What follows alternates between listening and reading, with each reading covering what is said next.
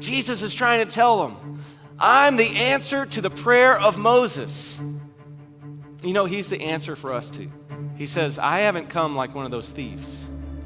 I've actually come to give you life and give it to you abundantly. Jesus solves the in and out. I loved it. I am so surprised every time. I shouldn't be. But there are so many references and stories in the New Testament that point to Old Testament. And so when Moses was leading the people out of slavery, if you know that story and you've heard of the 10 plagues and the death of the firstborn and the Passover lamb, if you heard of that, this is the Moses story. The children of Israel were slaves in Egypt. God heard their cry. He led them out of Egypt. He caused 10 plagues to come on Egypt. Each plague got worse. Each time the king of Egypt would say, I'm not going to let your people go. And God would send another plague. And the king of Egypt would say, okay, I'll let your people go. Just take away the plague. And that happened 9 times. The last plague was the death of the firstborn child. And the king of Egypt and all the Egyptians, they said, you all have to leave. And they left. And then the king said, what have we done? We got rid of our slaves. And he went after them. And they come to the Red Sea. The Red Sea parts. And the Israelites go across on dry land. They receive the 10 commandments. And the first thing they do is they start worshiping a golden idol. God says, okay, I just showed you who I was. So you all can't go to the promised land, but I'll let your children go. So Moses leads them in the desert for 40 years. He was 80 when it started. And so when they finally get to the promised land, God says, Moses, you can't go in. And so Moses prays, and he has this prayer in Numbers chapter 27. He says in chapter 27, Moses spoke to the Lord saying, may the Lord, the God of all the spirits of all flesh, appoint a man over the congregation who will go out and come in before them and who will lead them out and bring them in so that the congregation of the Lord will not be like sheep which have no shepherd. Moses said, I can't go in, so God, send a leader for them, one that can go in and come out and lead them in and lead them out.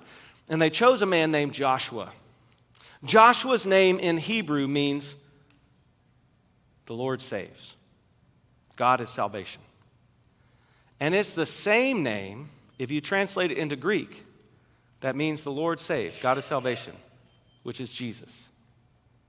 Moses prayed for a shepherd to lead his people.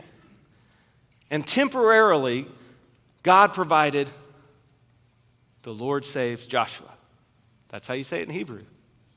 But ultimately, and for all time, he provides Jesus, the Lord saves.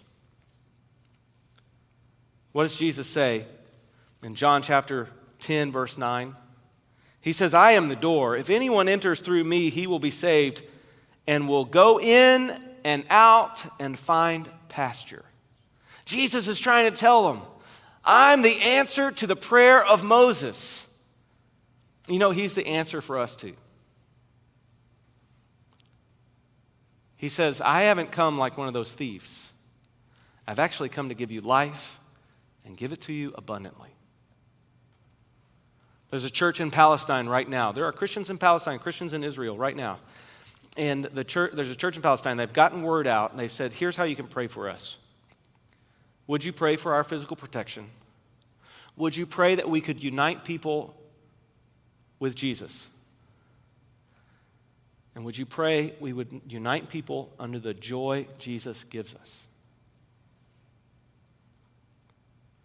In the midst of their family dying, in the midst of bombs falling, they said, we actually have joy in Jesus. When Jesus says, I've come to give you life abundantly, he's not talking about he's going to give you comfort. He's not talking about how you will never have anything go wrong. He's not even talking about how you're going to be happy. What he's talking about is he will give you joy and life abundantly, peace, even that surpasses understanding, peace and joy in the midst of this terrible world we live in. Jesus says, I can give you that right now because I am with you.